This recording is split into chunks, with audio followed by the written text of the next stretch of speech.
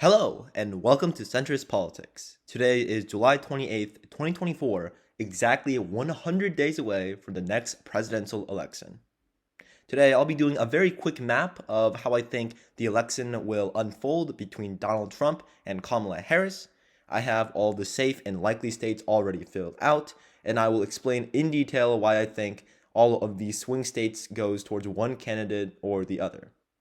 To begin, the betting markets have narrowed up between the two candidates. Donald Trump still leads, but only by a very small amount. In predicted, he leads by 4%. In Polymarket, he leads by 20, but 39% is still a large improvement over what Joe Biden had in these betting markets. So Kamala Harris has managed to narrow this race up, which I did not expect, but it is still very, very impressive. She has had a lot of donations, a lot of supporters coming out and doing demonstrations for her. I mean, she has a lot more enthusiasm than I think anybody expected, but she has reinvigorated the Democratic Party to turn out and to defeat Donald Trump. However, I still do think Trump is the favorite. He leads in pretty much most of the swing states, not the Rust Belt states, which are very, very narrow. 50-50 in Pennsylvania, 51-49 in Michigan, and 52-48 in Wisconsin. At predicted, the state of Wisconsin is currently leaning towards the Democrats, which is a very, very surprising, change.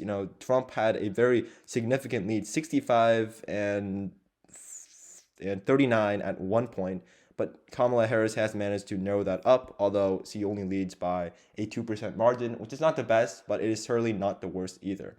So she's doing very, very good. The polls have also narrowed up. It is Trump 1.7, which is very, very good for Trump, but it's still, a slight decrease from the matchup against him and Biden. Trump still leads in most of these polls, and this is a popular nationwide vote, so he's still in a pretty good position overall.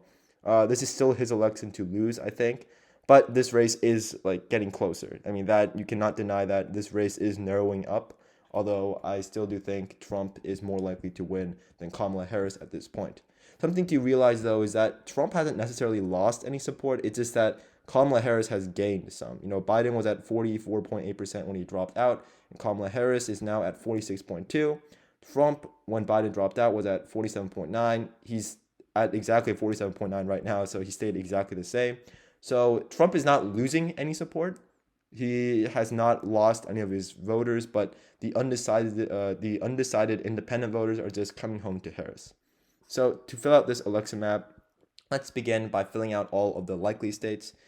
Due to recent polls in the states of New Hampshire and Maine, which we can look at right here, if we go to the map, no toss-up map right here. The state of New Hampshire, it is going significantly Harris right now. I do think Kamala Harris wins this state by a lean margin, perhaps even likely, but for now I'll categorize that as a very lean state. The state of Maine as well, at large, this is still Biden, so this hasn't updated yet. But in recent polls between Trump and Harris, Harris has been leading significantly by 8-9 points. I do think that might be overestimating her appeal slightly, but I do still think she wins the states by a very lean margin as well.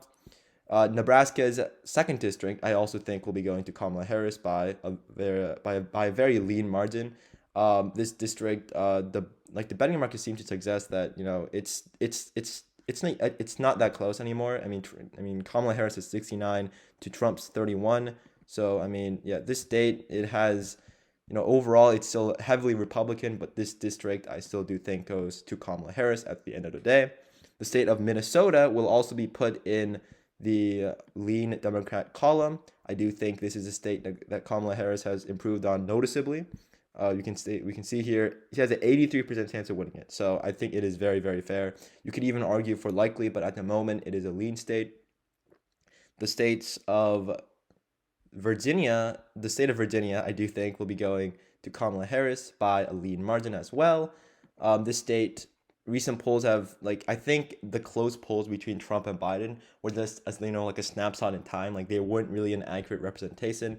I do not think a Republican will be picking off the state anytime soon. The most recent poll has Harris leading by 5. This is a pretty fair, I think, estimate for how much he will win the state by. 5 points is fair. I think she wins it by 3.5, 4 points is. It will narrow down significantly, but it will still go to the Democrats. Now we go down to the actual swing states: Nevada, Arizona, Wisconsin, Michigan, Pennsylvania, North Carolina, and Georgia. So to begin, let me categorize all of the states that I think will be going to Donald Trump by a lean margin. To begin, we have the state of North Carolina. This one's easy. Trump won it last time. I think he will win it again by a similar margin. Let me check the polls in this state. Yeah, so Trump leads by, this is Biden, but still. I do think that Harris has narrowed it down slightly. Let me check. Between Trump and Harris, yeah, Trump leads by 9. So, I think lean is a very fair categorization. The same will go to Georgia. He might improve slightly from what Biden had in the polls, but I still do think this is, inherently a Republican state, and the Republicans will manage to hold on.